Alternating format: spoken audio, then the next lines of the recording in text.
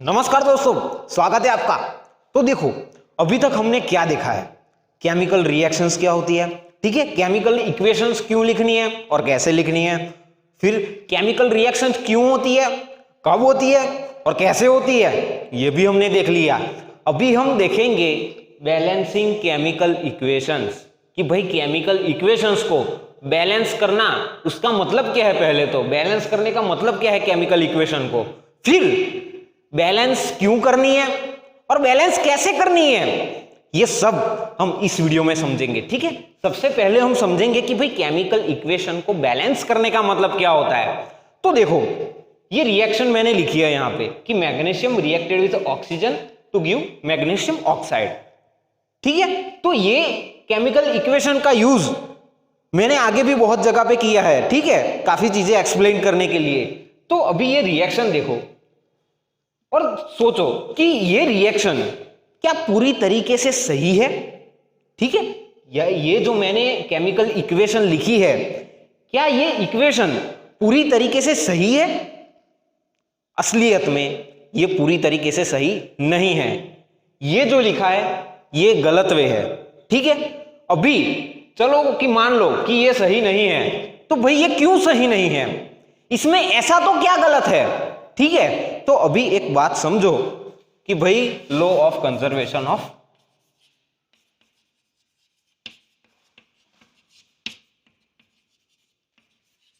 मास, ठीक है, law of conservation of mass क्या है ये, कि भाई mass neither be created nor destroy, it's only converted into one form to another, ठीक है। Mass neither be created nor destroy, it only converted into one form to another. इसका मतलब क्या है कि देखो कि रिएक्टेंस में जितना मास होगा, रिएक्टेंस का जितना मास होगा, प्रोडक्ट्स का भी उतना ही मास होगा। क्या कि भाई रिएक्टेंस का जितना मास होगा, प्रोडक्ट्स का भी उतना ही मास होगा। तो इसका मतलब क्या है, मास ऑफ रिएक्टेंट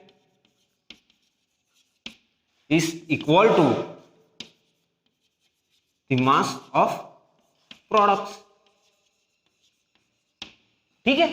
तो अभी हम देखते हैं कि भाई एटॉमिक मास इस रिएक्शन में, ठीक है, इस रिएक्शन में, इस वाली केमिकल इक्वेशन में, तो भाई मैग्नीशियम देखो, मैग्नीशियम का एटॉमिक मास क्या है 24, ठीक है, मैग्नीशियम का एटॉमिक मास 24 है, प्लस ऑक्सीजन, यहां पर ऑक्सीजन गैस है, ठीक है, ऑक्सीजन मॉलिक्यूल, एक ऑक्सीजन का होता है 16, दो ऑक्सीजन का कितना होता है 32, ठीक है, ऑक्सीजन मॉलिक्यूल का 32। तो यहां पर टोटल, ठीक है, रिएक्टेंस का टोटल मास कितना है यहां पर 56 U, ठीक है। रिएक्टेंट का मास कितना है 56, और ये और प्रोडक्ट का कितना है, देखो प्रोडक्ट का कितना है कि 24 प्लस 16, ठीक है, 24 प्लस 16, ये कितना हुआ 40 U, ठीक है, 40। रिएक्टेंट का मास है 56 और प्रोडक्ट का मास है 40, तो बाकी की चीजें कहां गई, ठीक है। लॉ ऑफ कंजर्वेशन ऑफ मास, इसके हिसाब से क्या होना चाहिए कि भाई रिएक्टेंट्स का मास और प्रोडक्ट्स का मास कैसा होना चाहिए, इक्वल होना चाहिए। पर यहां पर क्या हो रहा है, रिएक्टेंट्स का एटॉमिक मास कितना हो रहा है टोटल 56 U, और ये प्रोडक्ट्स का कितना हो रहा है 40 U,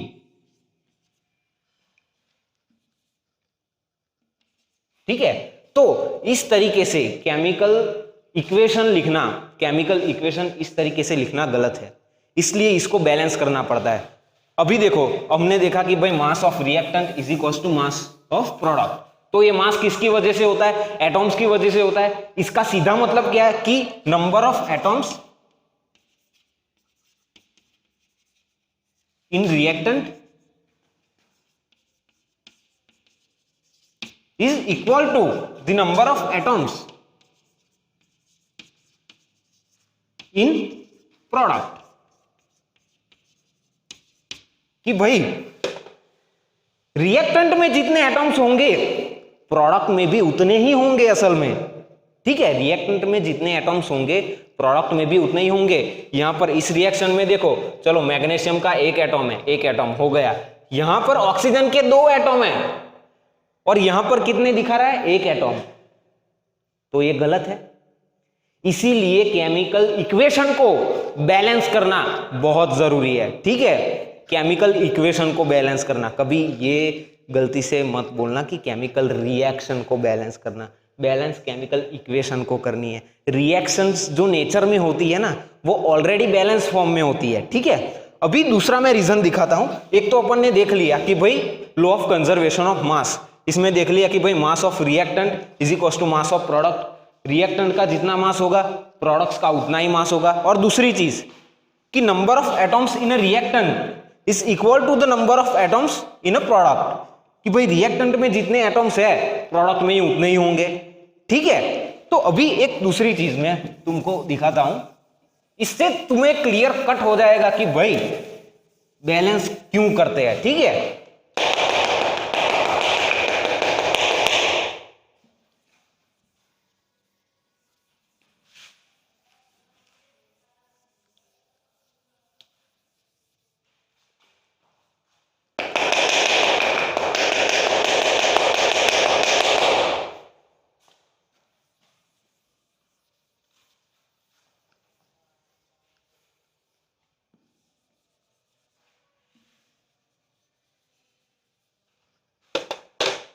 देखो मैंने आगे की वीडियोस में केमिकल रिएक्शंस कैसे होती है ये भी बताया है, ठीक है। केमिकल रिएक्शंस कैसे होती है ये भी बताया है। और जैसे मैग्नीशियम और ऑक्सीजन गैस, ठीक है, मैग्नीशियम और ऑक्सीजन गैस की रिएक्शन कैसे होती है, तो भाई देखो कि इन दोनों के बीच में जब कोलाइजन होगा, ठीक है, मैग्नीशियम और ऑक्सीजन गैस के बीच जब कोलाइजन होगा, यहां पर मैग्नीशियम है, ठीक है, और यहां पर ऑक्सीजन गैस, उनका कोलाइजन होगा, तो ये जो ऑक्सीजन मॉलिक्यूल है जिसमें 2 ऑक्सीजन एक दूसरे से जुड़े हुए हैं, ठीक है, 2 ऑक्सीजन एक दूसरे से जुड़े हुए हैं कोवेलेंट बॉन्ड से, याद करना कोवेलेंट बॉन्ड, ठीक है, इलेक्ट्रॉन की शेयरिंग।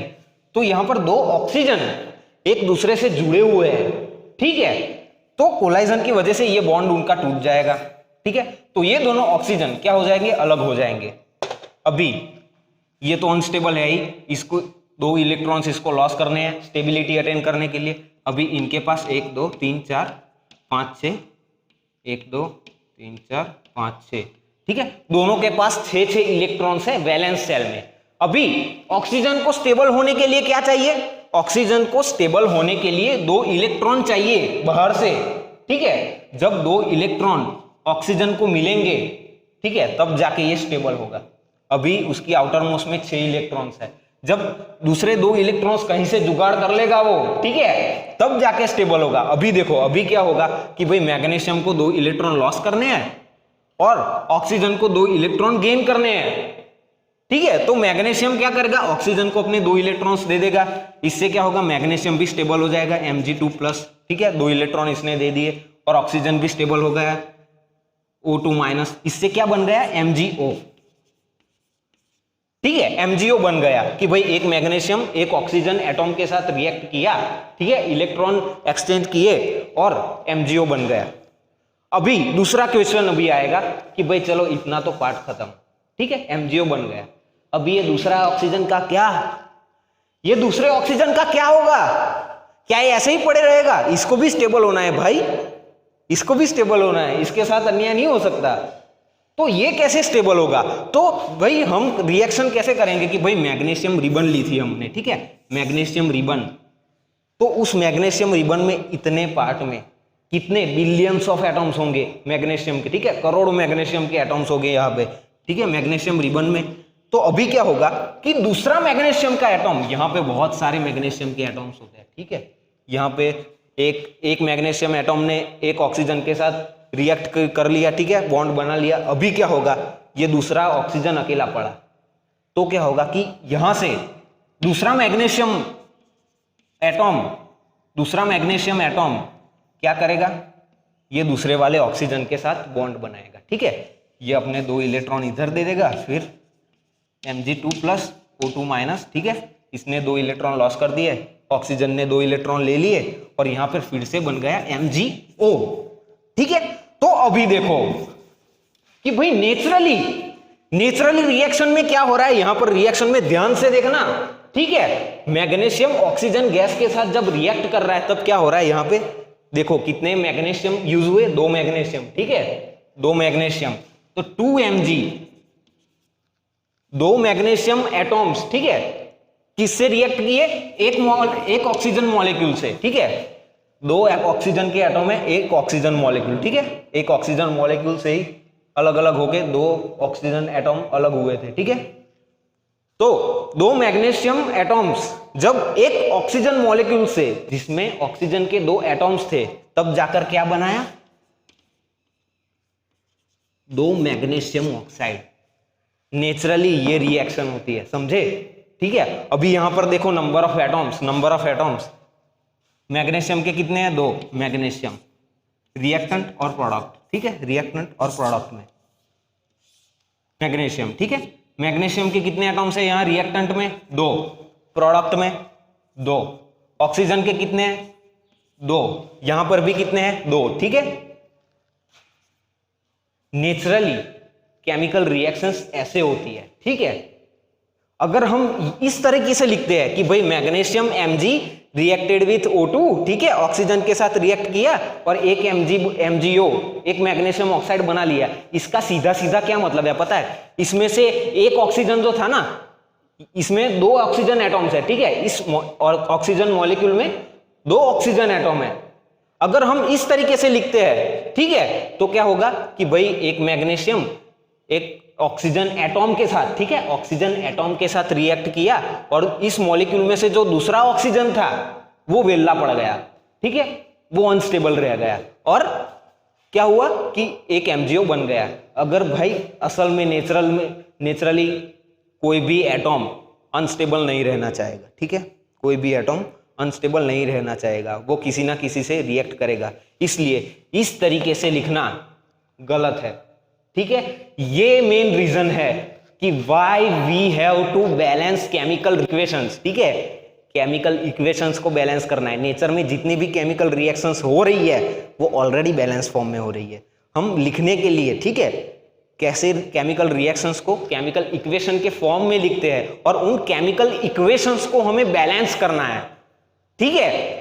तो पहला रीजन क्या था कि भाई लॉ ऑफ कंजर्वेशन ऑफ मास, कि भाई रिएक्टेंट में जितने एटॉम्स होंगे प्रोडक्ट में भी उतने ही होंगे, ठीक है, लॉ ऑफ कंजर्वेशन ऑफ मास, कि भाई रिएक्टेंट्स का मास जितना होगा प्रोडक्ट का भी उतना ही मास होगा, इसलिए कि भाई रिएक्टेंट में जितने एटॉम्स होंगे प्रोडक्ट्स में भी उतने ही एटॉम्स होंगे। मैंने दूसरा भी रीजन तुमको समझाया कि भाई केमिकल इक्वेशंस को बैलेंस करना क्यों जरूरी है, ठीक है। देखो अभी हमने एक चीज तो देख ली कि भाई नेचुरली जितनी भी केमिकल रिएक्शंस होती है उसमें क्या होता है कि रिएक्टेंट के अंदर जितने एटॉम्स होते हैं, ठीक है, प्रोडक्ट के अंदर भी उतने ही एटॉम्स होते हैं। क्या, नेचुरली रिएक्टेंट के अंदर जितने एटॉम्स होते हैं, ठीक है, रिएक्टेंट के अंदर जितने एटॉम्स होते हैं प्रोडक्ट के अंदर भी उतने ही एटॉम्स होते हैं।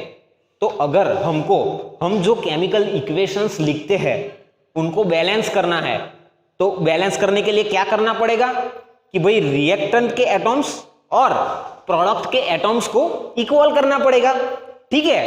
इक्वेशन ये लिखी है भाई, ठीक है, हमने ये इक्वेशन लिखी, ये magnesium plus oxygen gives magnesium oxide, तो ये रिएक्शन लिखी हमने। तो अभी इसको बैलेंस करना है, अभी ये अनबैलेंस है, यहां पर एक Mg है एक Mg है, चलो ये तो ठीक है, पर यहां पर 2 ऑक्सीजन है और यहां पर 1 ऑक्सीजन है, ठीक है। तो अभी नंबर ऑफ एटॉम्स इक्वल करने पड़ेंगे, ठीक है। बैलेंस करने का क्या मतलब है कि नंबर ऑफ एटॉम्स रिएक्टेंट में और प्रोडक्ट में नंबर ऑफ एटॉम्स को इक्वल करना, ठीक है। इसको कहते हैं हम बैलेंसिंग ऑफ केमिकल इक्वेशंस। अभी देखते हैं हम इसको कैसे करते हैं, कैसे हम रिएक्टेंट के एटॉम्स और प्रोडक्ट्स के एटॉम्स को इक्वल करते हैं, ठीक है, केमिकल इक्वेशन में।